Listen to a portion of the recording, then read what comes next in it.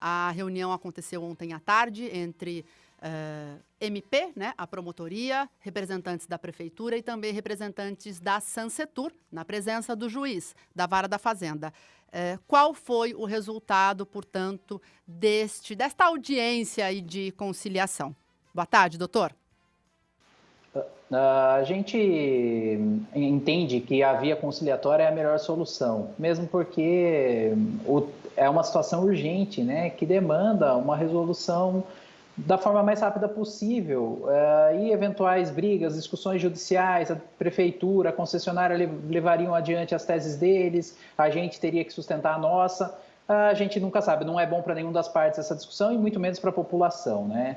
Então, feito o pedido do Ministério Público para restabelecimento de 100% da frota, mesmo porque a gente não tem ainda o estudo técnico firmado pela Prefeitura a respeito da operação do sistema de ônibus, o juízo da Vara da Fazenda designou uma audiência de conciliação e ontem, depois de mais de 2 horas de discussão e acertos, a gente conseguiu chegar num entendimento que procura principalmente combater a questão da aglomeração, né? E nesse momento de pandemia, o que a gente tem que evitar ao máximo é a aglomeração, né? A gente vive um período de exceção, e o sistema de transporte coletivo tem que operar de acordo com mecanismos que sigam o Plano São Paulo, mas também adequando a frota para evitar a aglomeração nos horários de maior fluxo de passageiros, né?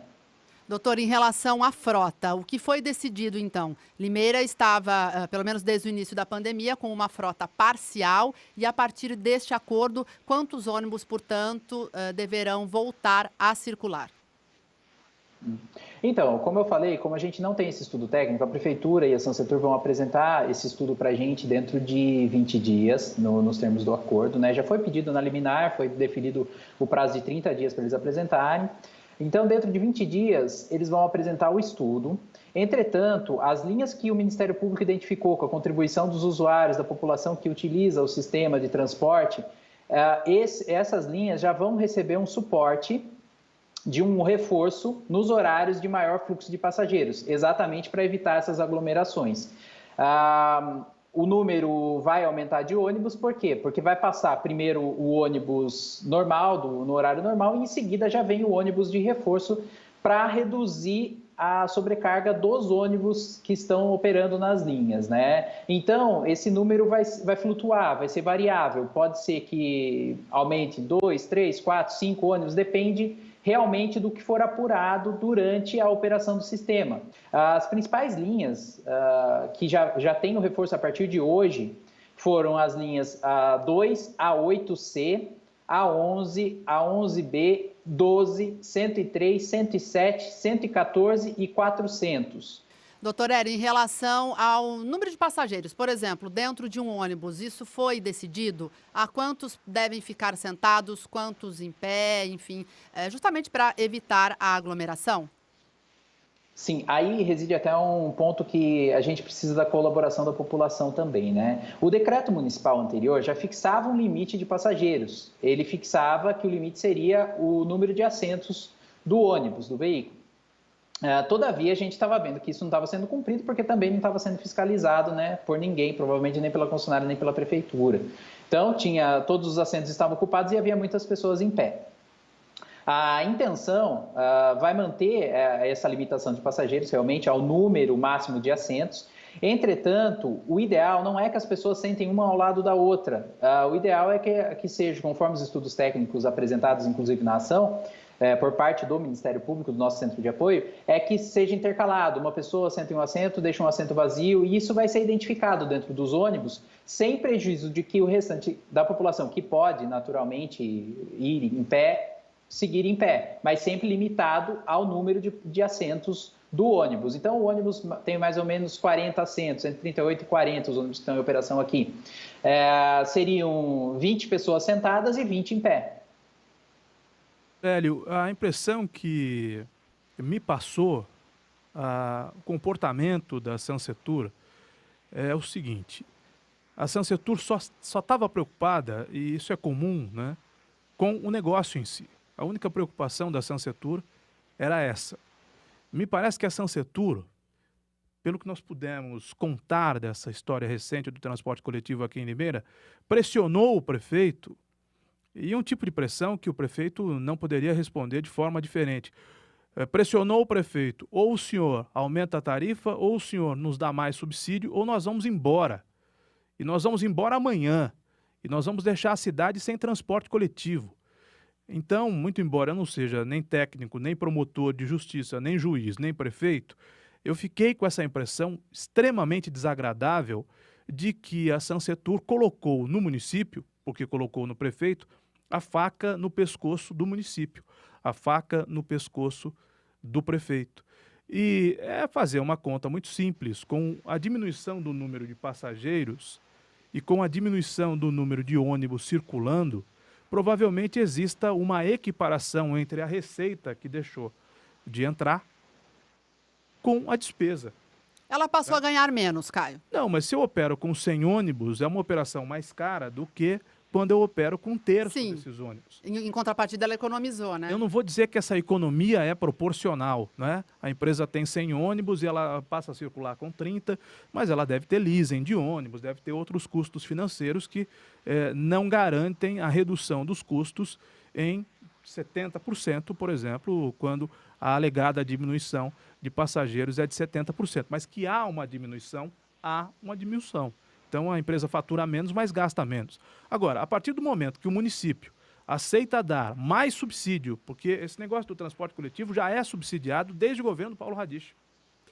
O município aceita, para não colapsar o transporte coletivo e para não faltar ônibus para a população, dar mais dinheiro para a empresa de transporte coletivo, doutor Hélio, a minha leitura é que o senhor nem precisaria ter feito o belo trabalho que fez. A Sansetur automaticamente deveria, ao menos nos horários de pico, aumentar o número de carros circulando. E isso não aconteceu. Daí a importância da ação do Ministério Público. Parabéns, doutor. Obrigado, Caio. Então, essa questão do transporte coletivo, ele é deficitário praticamente em todo o país, né? Até nos grandes centros. A situação econômica, a maioria dos sistemas funcionam, de fato, com subsídio. Segundo informações prestadas, inclusive na audiência de ontem pelo secretário de Negócios Jurídicos, ele informou que 60% do subsídio concedido já foi utilizado, porque ele foi aprovado de forma retroativa, né? Como houve a redução da circulação de pessoas antes, e a frota continuou operando, ele operou de forma deficitária já nos meses de março e abril. Então, já foi consumido 60%. A gente tem que observar, tentar conciliar essa questão financeira, naturalmente, tanto da empresa quanto a questão do município, porque não dá para o município custear esse subsídio de forma integral, manter o sistema em operação integralmente, senão o prejuízo seria muito grande. Não se justifica também que circule, por exemplo, um ônibus com 2, 3 pessoas dentro, né? A gente entende esse lado. E acho que a preocupação maior do Ministério Público nesse momento, que, como eu disse inicialmente, é de exceção, e há necessidade da população também se conscientizar, só pegar o transporte coletivo quando extremamente necessário e para fazer os afazeres relacionados às atividades essenciais nessa fase vermelha, realmente ele tem que estar adequado. Então, é necessário a população contribuir também, se deslocar de acordo com as suas necessidades. E outro ponto, nas demais fases, o Ministério Público já solicitou ao município nesse acordo para que ele adeque a frota também ao horário de funcionamento das atividades que forem abrandadas, que começarem a funcionar. Então, vai abrir o shopping, vai abrir o comércio de rua. O município e a Sansetur já vão estar preparados para colocar o reforço nas linhas que vão ter mais aglomeração e nos horários que antecedem a abertura e nos horários que sucedem o fechamento desses estabelecimentos. O Ministério Público já havia conseguido uma liminar em relação ao sábado e ao domingo, nos dois, no lockdown, justamente para que os ônibus circulassem de forma a atender toda a população. Neste acordo também foi definido alguma mudança sobre o sábado e principalmente o domingo? Sim. Na realidade, houve até um equívoco de interpretação ao cumprir essa liminar por parte da empresa e pela prefeitura, né? O Ministério Público solicitou que mantivesse 33%, né, conforme já estava sendo aplicado durante a semana, mas do ordinário, né, do que era praticado antes da pandemia, porque já aos sábados e aos domingos, o fluxo diminui de fato de passageiros. Segundo informações prestadas na nossa reunião, inclusive, aos sábados a circulação até meio-dia é 60% da frota. Após é 50% e aos domingos 50% também. Então, teria que ter sido feito esse cálculo dos 33% em cima da circulação original, né? E acabou colocando 33%, até houve reclamação por parte da prefeitura e da empresa falando que estava andando o ônibus sem ninguém. Mas foi feito no termo de ajustamento de conduta, nesse acordo judicial, a especificação de que eles irão manter também a operação de todas as linhas aos sábados e domingos, todas as linhas que eram operadas anteriormente continuarão a ser operadas, com a redução de alguns horários, evidentemente, para evitar essa ociosidade do transporte, né? Em relação à limpeza dos ônibus, álcool em gel, higienização dos assentos, enfim, isso foi discutido na reunião de ontem? Sim, até essa área mais afeta a saúde pública também foi deliberado sobre limpeza de ar-condicionado, forma de troca de ar, renovação do ar interno do ônibus, né? E as soluções que nós encontramos, como os ônibus daqui são lacrados, o ideal era ter janela e abrir a janela, né, para circular e renovar o ar. Vão circular com as janelas de emergência, aquelas superiores, que só tem 2 em todos os ônibus, abertas.